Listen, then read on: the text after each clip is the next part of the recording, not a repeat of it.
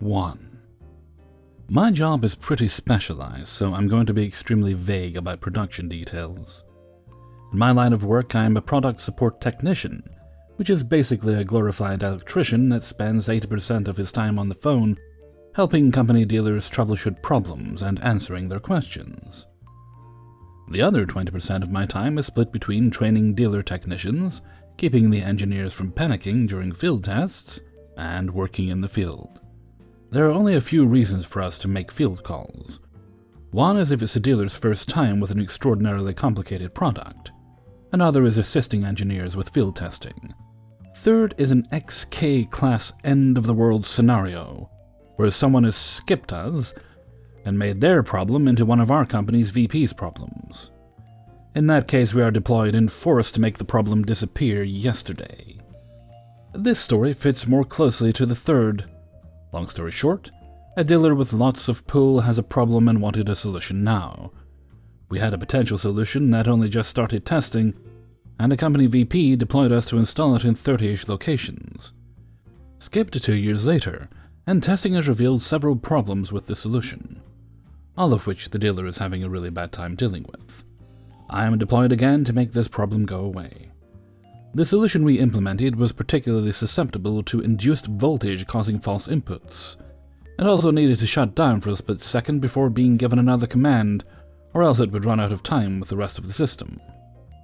Our fix was to install some quarter-second delay timers in the main control panel to get the shutdown between commands.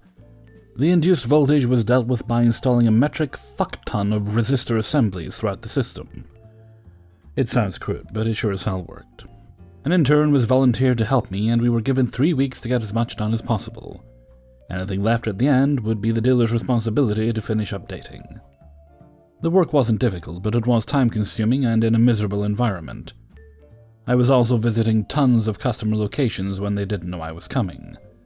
It is kind of awkward to cold call a customer and say you want to shut down their expensive machinery for a few hours at the height of busy season in order to install free updates they didn't know they needed. Luckily, most people were fairly accommodating, and the dealer had a good reputation. Dropping his name into conversation definitely helped get shit done. Now for the literal fireworks. This customer was a great guy and had arranged for his system to be shut down when we arrived. My helper and I installed the updates and went to fire up the machine so we could verify full operation before making like trees and getting the fuck out of there. The main controller locked in and sent run commands. Yay, they were followed. Fuck. I decided to take the intern with me and try remote starting the system from a secondary control panel that would give us more detailed information. The intern was there to learn, and I was sure as hell going to make sure he did. I showed him the startup procedure and what to look for. Everything but the VFD, variable frequency drive, controlled part of the system was working. Sure enough, we had power in but no power out, and the VFD never even turned on. The fuses ahead of the VFD were blown, and that most likely meant it was bad. I took the opportunity to teach the intern that fuses usually blow for a reason, and you should always test the downstream side for shorts before you replace them. No shorts were found, so we replaced the fuses to see if they blew again and confirmed the VFD was bad. I told the intern that sometimes the fuses can act like mini Roman candles when they blow, so leaving the inner panel door mostly closed was a good idea. The fuses didn't blow, but the VFD sure as hell was bad. I called for power, and started seeing a flickering light come from around the almost closed door. It looked and sounded kind of like a reflection cast by an arc welder. After about a second, it changed to the sound of frying bacon, and an uncomfortably large flame started coming out around the upper right edges of the panel door. My eyes were quite large, and the intern had backed away. I said in a very firm voice, "Off the machine now!" I don't know how he got off the platform, because I had already jumped and was sprinting for the disconnect about 50 feet away. I threw the off switch, then triple-checked the head count to make sure everybody was alive. It came out to me and one intern each time, so we were all good. I did one more check, just to be sure. We went back to survey the damage. The VFD was largely blackened with a hole melted in the side.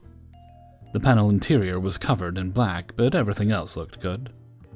Before repairs could commence, we had to spend a few minutes on a scavenger hunt, searching for all the parts and tools that came flying out of my tool belt in my run for the disconnect. I pulled the VFD from my truck, programmed it, and we were back in business. 2 minutes later, we completed the operation check on our updates, and everything was good. It was an interesting day, and I taught the intern far more than intended. As far as the bad VFD was concerned, it had likely been exposed to some severely high voltage. I won't go into detail as to how that happened. My fault. Stupid generators. Oh my. It always seems like you show up to do one job but end up spending your time fixing unrelated stuff. 2. My co-workers were some of the most excellent people I have ever had the pleasure of working with. There was the old-timer whose employee number was a single digit, and had likely broken more things over the course of his career than I will ever fix. There was Deadpool, a semi-chaotic super genius who engineering would let look at the source code, because he might get ideas. There was the boss man who inspired confidence in everyone because he did the same work as us, and had been around long enough to have a double-digit employee number. There was Captain America, who looked exactly like Steve Rogers, and could have been a male model if he could stomach dealing with useless people. Instead, he worked with us and used a mix of mind-reading and Fonzie-style jukebox banging to resurrect every machine from the dead.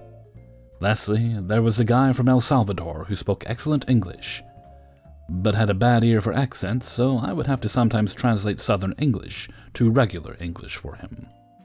We called him the Swede. Since I want a cool name too, I'll call myself... So, no shit.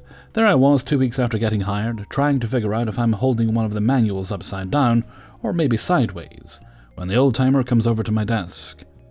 The neighbor called and he can't get his machine to run. He wants one of us to sneak away from the phone and fix it for him. Why don't you take the intern over there and show him how to remote start it and check the error codes. Take my truck. Tools are in the back. And the boss man said, "Don't hesitate to call if you need anything." Deadpool pipes in, "One of us will come collect your bodies in about half an hour." The intern and I drive half a mile to meet the neighbor and get some details on why the machine won't run. "I don't understand what happened. It was running fine this morning, and now the motors won't move more than a few inches. I don't know if we fried a sensor or maybe lost VFD communication."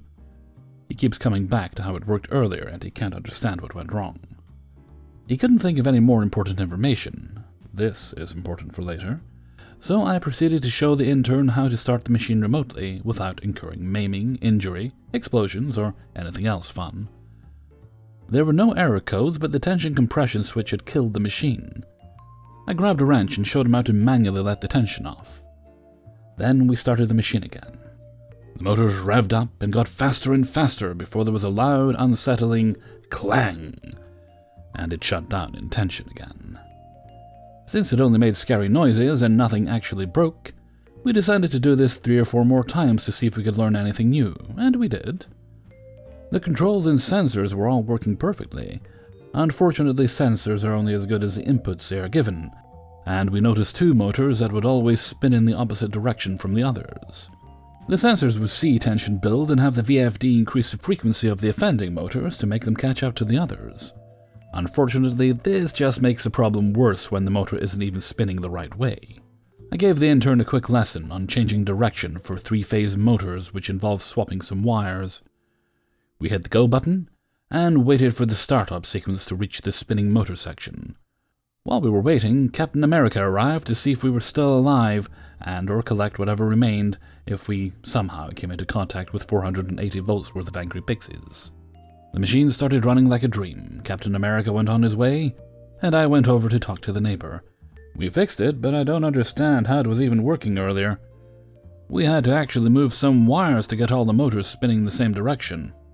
"When I said it was running earlier, I meant before we took it apart, replaced the spindles, and wired the motors back up." "Okay. Bye." Cue internal screaming.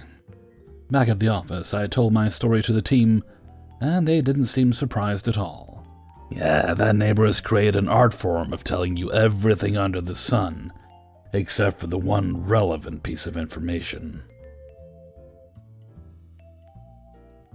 3. A fun one from about 9 to 10 years ago. The business I worked for not only did office equipment repair, we also offered a variety of tech solutions. One of the tech solutions I loved was Sharp brand interactive smartboards, aka a huge-ass touchpad TV monitor. We sold a couple of these to schools and various businesses. One such business was an investment broker who had a nice mid-large sized office that included 2 conference rooms and a training room. They ended up getting 3 80-inch smartboards, one for each of the conference rooms and one for the training room, and a nice surround sound system with wireless mics for the training room. The owner's son, Jay, was a resident tech for basic computer stuff and also worked on the investment end of things. Over the course of setting everything up and testing and instructing on the new toys, he and I got to talking about tech, gaming, etc. And we ended up talking about how cool it would be to use the displays for gaming.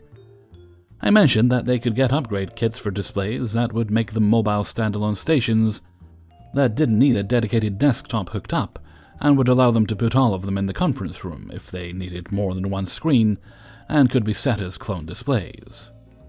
I could see the wheels turning in his head, and he said he'd talk to his dad about getting the upgrades. Got to 2 days later, and my boss is asking me to order the upgrade kits for all the displays. These kits included hydraulic legs on nice wheels so you could adjust the height and move the system with ease. It also had a dedicated PC mounted to the stand to run the touch displays. After about 2 weeks, I went over and set up the new kits and showed the added functions.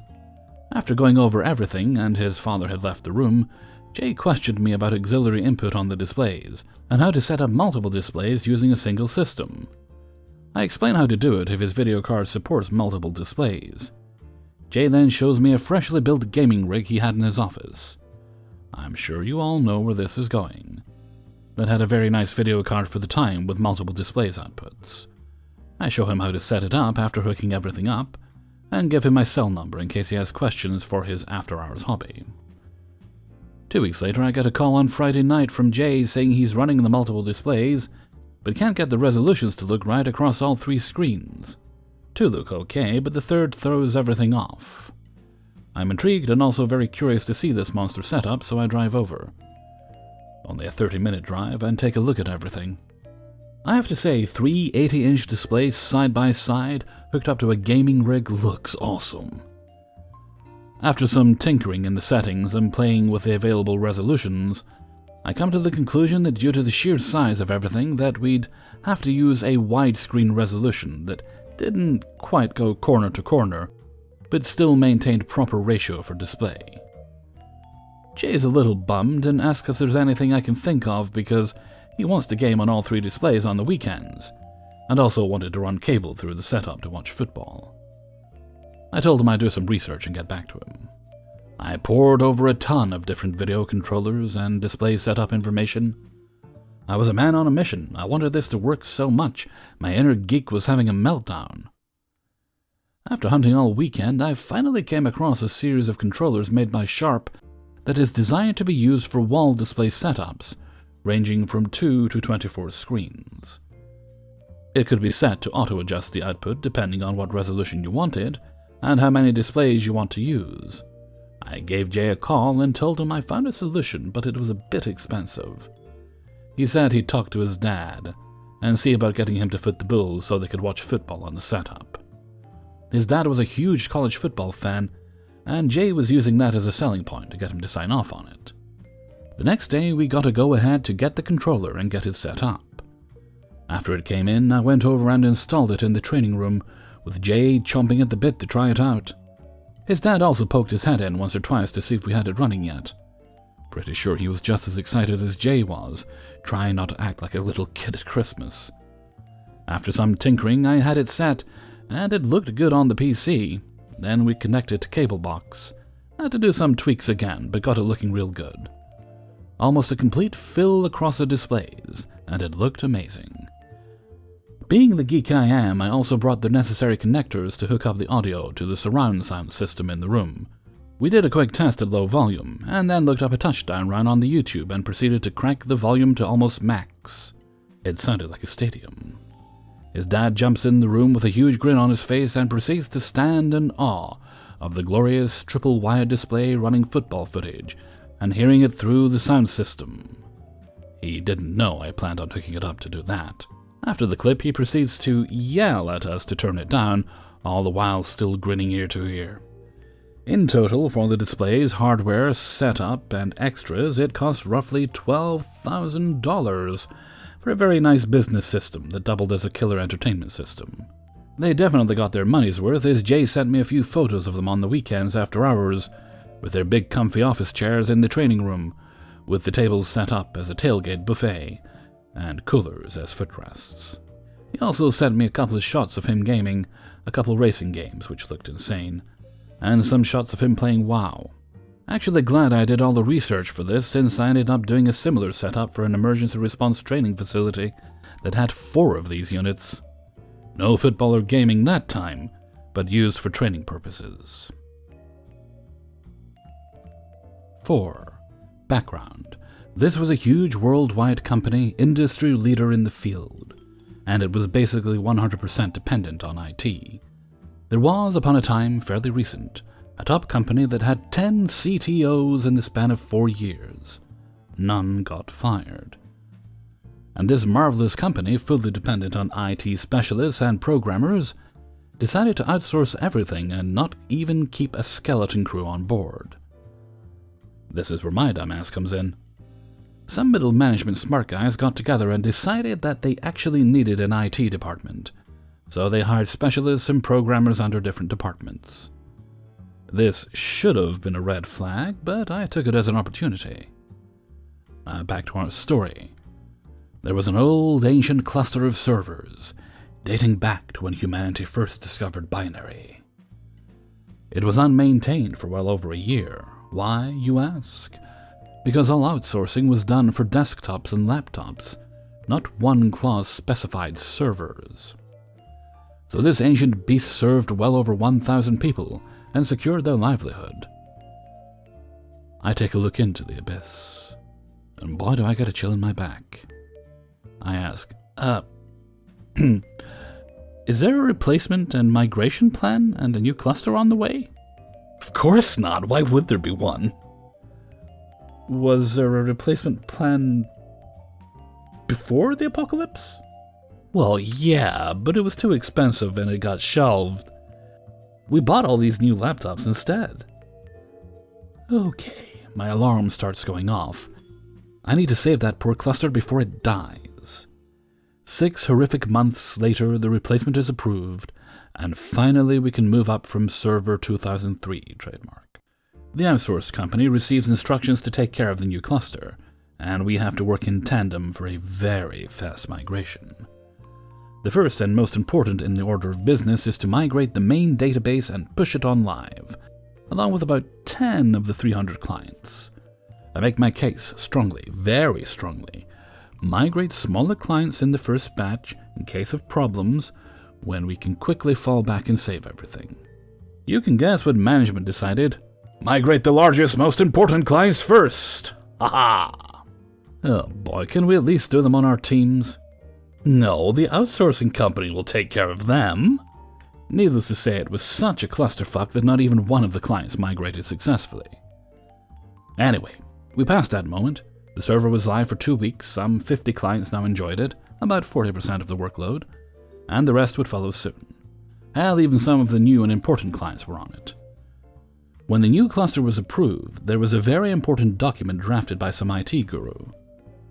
And it said that the main database server should be configured such as the database could not be stopped by anything else than human input. This meant that any command to the server that stops the server will be ignored, be it a Windows update, software installation, software update, etc., so that they would never influence the uptime. The only way to stop the server was to first stop the database service. A second file contained details and policies on how, and especially when, such operations could be performed.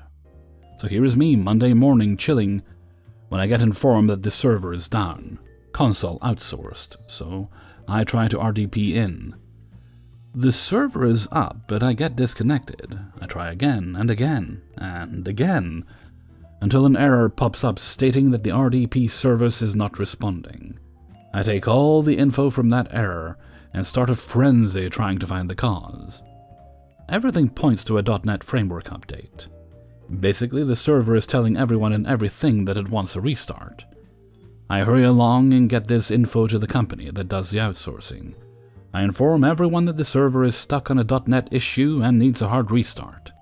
Turns out that the outsourcing company decided to perform a .NET update with the database running, because they weren't allowed to stop it.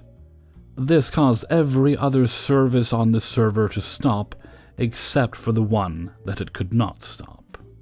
It took 6 more hours to get the other company to restart the server. The update should have been planned by them and approved by us. They should have also respected the steps agreed in the procedure, but they just ignored everything and pushed the update. 5. X-ray imaging software support tech here. We also deal in select imaging hardwares, basically a middleman between the manufacturers and the end user, with the intent that our software be used more or less exclusively with the hardwares. These days we push digital image receptors above all, and they're Ethernet and Wi-Fi enabled. The Wi-Fi ones are really cool actually. They host their own access points and everything, even DHCP for some of them. However, the AP can be somewhat unreliable, unfortunately, so we try to encourage that it be used as more of a last resort by sending out pre-configured routers to bridge the SSID. Alas, some of our sales reps, aka installers, have sympathized with some doctors that the router is a bit cumbersome and have apparently decided, as I found out after this call, to just take the router that was included in the packaged purchase away entirely, and instead replace it with a USB Wi-Fi adapter, aka a piece of shit with a range of 2 centimeters. The Wi-Fi range isn't the biggest issue though. With a dual Wi-Fi setup, the user needs to choose the correct Wi-Fi card and then connect to the correct network, God forbid. So the following call ensues today. I cannot connect to the black X-ray box. Alrighty then, let's take a look. Get remoted in, find 2 LAN ports, both disconnected, and 2 Wi-Fi cards, one labeled Office Wi-Fi, currently connected to the office network, and the other labeled Panel Connection, disconnected. Okay, so do you see the router anywhere? Yes, so when I connect to the panel, I lose connection to the network. Can you tell me, is this how it should be? Well, no, it doesn't have to be. But do you see a router? It's a little black box with antennae. It says Hellweb on top. Yes, we have a router for the internet. Okay, but what about in the room with you, where you take your x-rays? No, there's no router for the black X-ray box, only for the internet. I connect to the panel, but when I do, I disconnect from the internet. So can you make it so I can connect to both at the same time? I can, but it's much easier with the router. I do see here that we sent you one. Are you sure it's not in the room with you anywhere?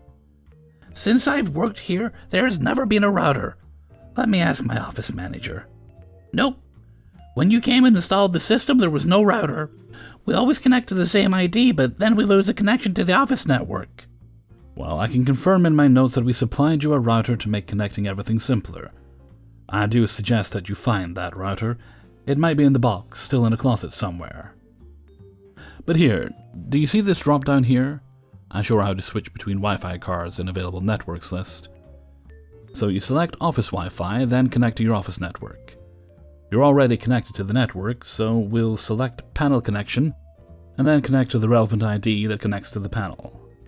Okay, so can you connect me to the black X-ray box now, please? As I just did, see? I confirmed the connection in the software. Okay, that's good, but the problem is, when I connect, I lose connection to the office network. And this computer needs to be connected to the office network in order for the doctor to be able to see the images in the patient rooms.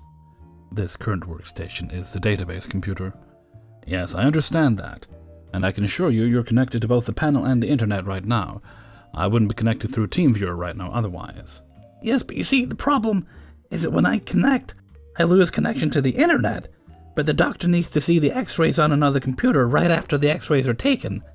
So how do I connect to both the office network and the black x-ray box at the same time? I checked to make sure my mic isn't muted. Ma'am, you are connected to both right now. I explain how to utilize the different Wi-Fi cards again. As long as you make sure to switch to panel connection when you connect, you'll maintain your internet connection no problem. This cycle continues for 15 years. I eventually get an idea that has to get through, right?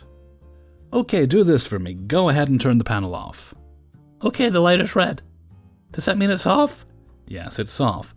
So you see here there is no panel SSID, so it's definitely off. Now, I'm still connected through TeamViewer, so we have internet. I can browse the internet. You're connected to your office network. Now go ahead and turn the panel back on. Okay, it beeped. Yep, I heard it. And there's the panel's network in the list, so I'm going to connect to it using the panel connection option here.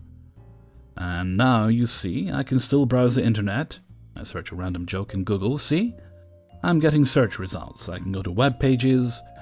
We are definitely connected to the internet. And I go to the software, confirm the connection. Look, we have a connection to the panel. Okay, but how can I be sure that when I connect to the panel, that I won't be disconnected from the office network? My palm already hurts, starting to create a crater in my desk. Ma'am, talk to your office manager, maybe even your IT, check your closets and drawers. Just find the router. It will make your life a lot simpler. Hey everybody, Hellfreezer here, and thank you very much for listening to Terrific Tales of Technology #1. And thank you very much to everybody who allowed me to use their stories in this video. I think that's what it's called. Let's hope I don't change my mind. That'd be a weird outro if I did. Anyway, this is one of the new things I've been meaning to start for a while. I'm also going to look into doing army stories, because those are always quite fun when I put them in other videos. So we'll maybe give them their own series as well. That way, I've just got plenty of options on the weeks when certain things are a bit thin on the ground. Good to have options. Good to have a bunch of different series I can kind of fall back on the go. Okay, and with that, I'm going to head off for now. So until next time, thank you very much for listening, and take very good care of yourselves.